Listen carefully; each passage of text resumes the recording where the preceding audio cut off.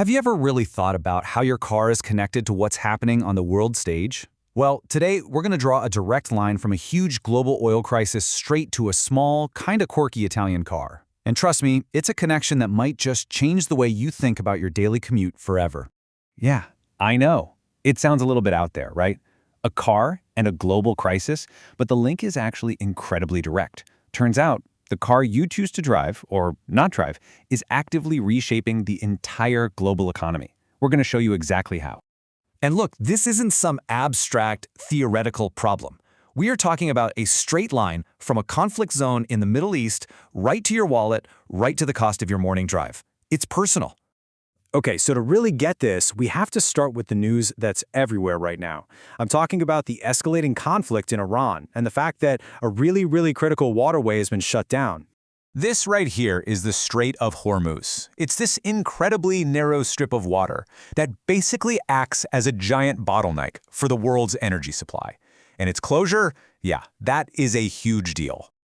Just to put this in perspective for you, a full 20%, 1/5 of the entire world's oil supply has to pass through this single choke point. With it closed, oil prices have already shot up over 50%, and you are absolutely feeling that pain at the pump.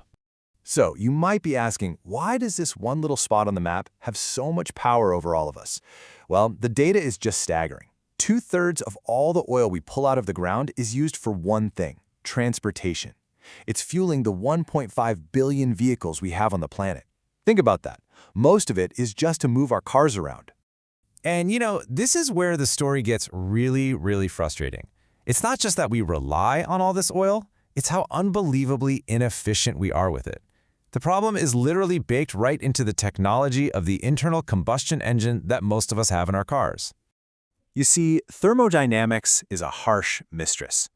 When you burn fuel in a car, you're creating these tiny little explosions to move pistons. But what this chart shows is that about 70% of the energy from that fuel isn't even turning your wheels. It's just gone, wasted as heat, radiating right off your engine. Honestly, this analogy just nails the absurdity of the whole thing. We spend billions and risk global stability to get oil through these dangerous choke points, only to pump it into a machine and instantly burn away 70% of its value. It's a fundamentally, completely broken system. So the big question is, how do you fix a broken system like that? The sources we're looking at all point in one direction: electrification. See, electric vehicles don't just get rid of tailpipe emissions. Their real geopolitical superpower is that they decouple our daily lives from these global oil crises, because they run on electricity that we can make right here at home. And what's really interesting is that the sources highlight two totally different ways of thinking about this energy independence. On one hand, you've got the big industrial approach, just build tons of affordable new EVs for the masses. But on the other, there's a more grassroots local idea: upcycling the cars that we already have. Let's dig into both. First step, let's look at Fiat's game plan for 2026. They seem to have realized that to get millions of people to switch off oil, you can't just build a quote-unquote green car. You have to build one that's super practical and, most importantly, super affordable. And that's where the all-new Grande Panda comes in.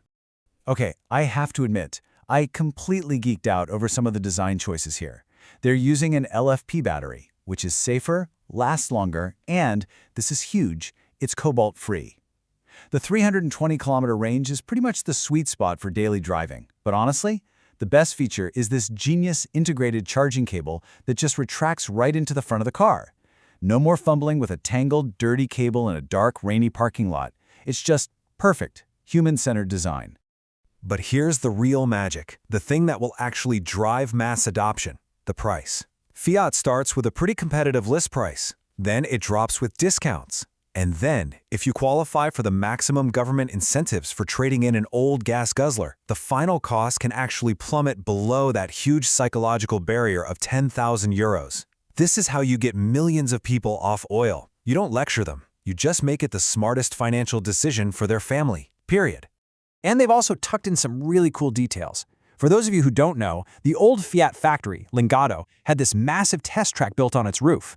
They test cars right off the assembly line up there. Well, the new dashboard is shaped like that oval track. It's just a brilliant little nod to their incredible industrial history. But as impressive as the Grande Panda is, building millions of new cars still creates a big carbon footprint. And that leads to a really fascinating question. What if the most sustainable, most geopolitically secure car isn't a new one at all? What if it's the one that's already sitting in your garage? And this brings us to this company, Nova Energia. They've developed this industrialized retrokit kit specifically for vintage Fiat Pandas. Now, this philosophy is a total paradigm shift. It is the ultimate expression of a circular economy. You just remove the parts that rely on the Strait of Hormuz, the engine, the fuel tank, and you replace them with a clean, simple electric powertrain. So if you compare this to the new Grande Panda, you can see it's built for something completely different. The Panda NE, the retrofit, is all about hyper-local city driving. Quick trips to the store, to the office. Its 100-kilometer range is more than enough for days of city errands.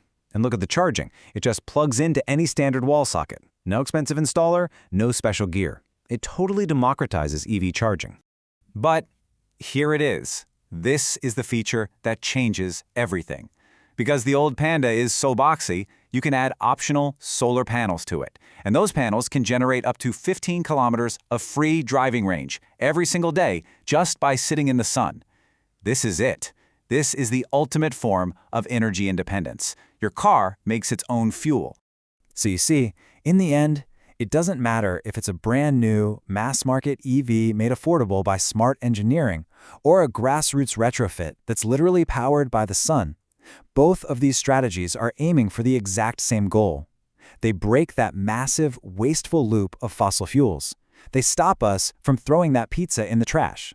Which leaves us with one final big thought. For more than 100 years, our cars have tethered us to a handful of oil-rich countries.